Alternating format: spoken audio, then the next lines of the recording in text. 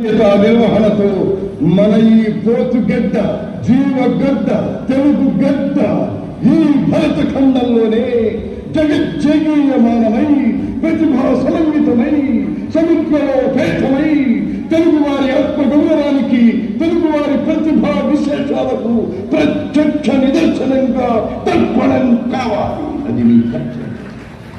ప్రతి కార్యకర్త అన్నగారి నుంచి స్ఫూర్తి పొందాలి. ఆయన ఆశయమే ఊపిరిగా, ఆయన ఆదర్శమే రక్తంగా, ఆయన సాంఘిక సంక్షేమ దృక్పథమే జీవనంగా ప్రతి కార్యకర్త తీర్చిదిద్దబడితే తెలుగుదేశం ఆశయం నెరవేరుతుంది.